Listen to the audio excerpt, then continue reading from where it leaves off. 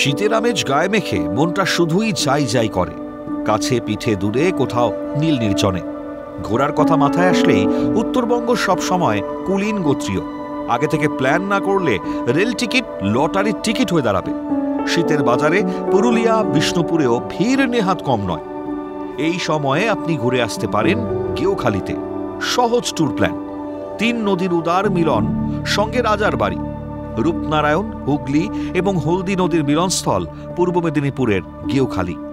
নদীতে ছোট ছোট মালবাহী জাহাজের আনাগোনা দেখতে দেখতে কখন যে সময় পেরিয়ে যাবে বোঝা যাবে না।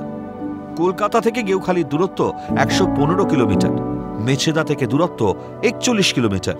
হাওড়া হলদিয়া লোকালে সতীশ সামন্ত রেল স্টেশনে নেমে টোটো বা অটো ধরে নিলেই গেওখালি। গেওখালিতে হলদিয়া উন্নয়ন পর্ষদের গেস্ট হাউস রয়েছে, ভাড়াও পকেট ফ্রেন্ডলি। মহিষাদল রাজবাড়িকে নিয়ে আমার একটা স্বপ্ন আছে যে এখানে যাতে আরো বেশি করে পর্যটক আনতে পারি, তাতে এখানে আর্থিক সামাজিক উন্নয়ন ঘটবে। এখানে পর্যটন কেন্দ্র গড়ে উঠলে একটা টোটো চালকরাও যেমন রুজি রোজগার করবে, এখানে কিছু দোকানদানি হবে, কিছু বেকার যুবকরা চাকরি পাবে, অন্যান্য কিছু হবে। ইতিমধ্যে দীঘার সঙ্গে তমলুকে যেমন বর্গভীমা মন্দির, তেমনি মহিষাদল রাজবাড়ি, গেওখালি সব নিয়ে একটা সার্কিট ট্যুরিজম করার একটা পরিকল্পনা রাজ্য সরকারের আছে।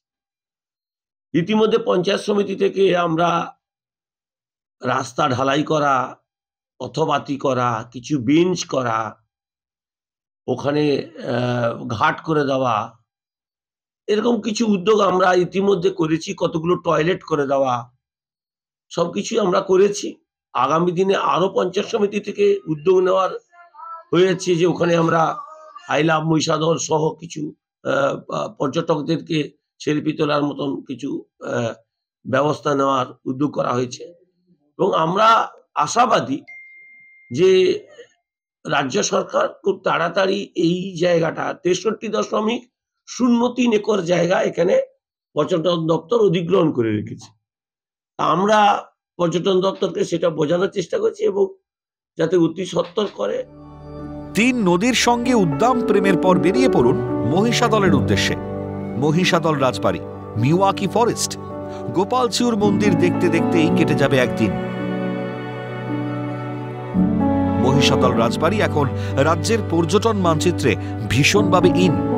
ষষ্ঠদশ শতকে উত্তরপ্রদেশের ব্যবসায়ী জনার্দন উপাধ্যায় মহিষাদল এলাকার রাজা কল্যাণ রায়চৌধুরীর কাছ থেকে রাজত্ব কিনে নেন।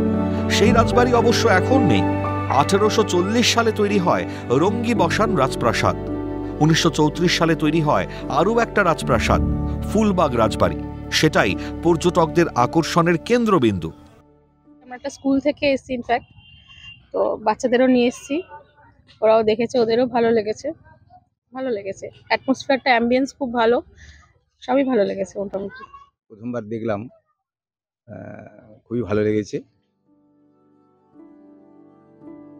রাজপ্রাসাদের 5টি ঘরে সযত্নে রাখা হয়েছে সেকালের ইতিহাসের জীবন্ত দলিল। রয়েছে রাজপরিবারের ব্যবহৃত বিভিন্ন জিনিস, রয়েছে একাধিক অস্ত্রশস্ত্র, রয়েছে পোশাক। প্রাসাদের কাছেই গোপালজিউর মন্দির। রানী জানকী দেবী 1778 সালে এই মন্দির তৈরি করেছিলেন। 2 দিনের ঠাসা ট্যুর, সবার শেষে ব্যাক টু প্যাভিলিয়ন, ফের অফিস, ফের উদাস হওয়া। Calcutta television network.